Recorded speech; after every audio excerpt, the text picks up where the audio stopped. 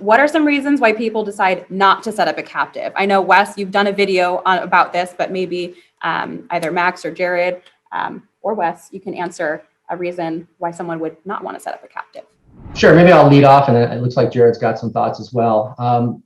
A couple of reasons. Certainly, we get the captive industry has done a fairly good job in marketing itself, and what we're starting to see is that it's moving sort of downstream into certain companies that, in our opinion, lack some critical mass in its ability to sort of justify the existence of the captive, and that really falls under two big reasons. One is when we have risks that we're trying to quantify, we always go to a conservative actuary to help us price out premiums for those risks.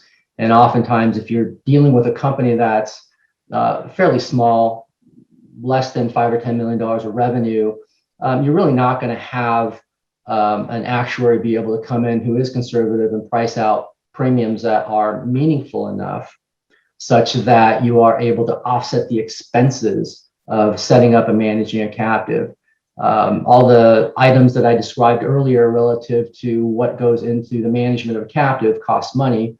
It's not just us, it's the actuaries and the accounting and audit, et cetera.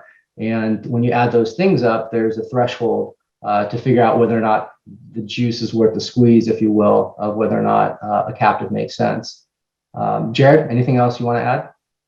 Yeah, that's a great point. I mean, captives used to be used exclusively for Fortune 500 companies, publicly traded. It's definitely made its way down into the middle markets and closely held businesses. But you still do have to have the scale to have it make sense.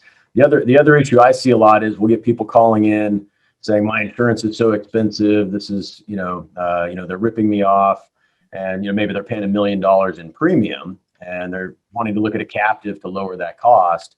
But then when we dig in, we'll see that, yeah, they're paying $1 million in premium, and that's a lot, but then their losses are 1.2 million. So then at that point, it's going back and saying, you don't need a captive, you need loss control. And then once you fix your losses and you get your losses down below what you're paying in premium, then, swoop in, establish the captive and recoup that savings. But sometimes folks are putting the cart before the horse.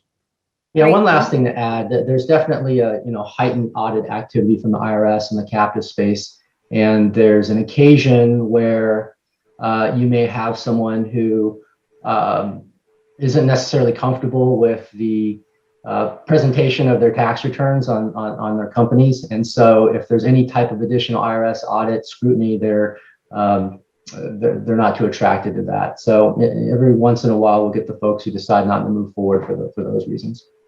Yeah. And to Jared's point, we had a client last year who their general liability insurance is $1.4 million.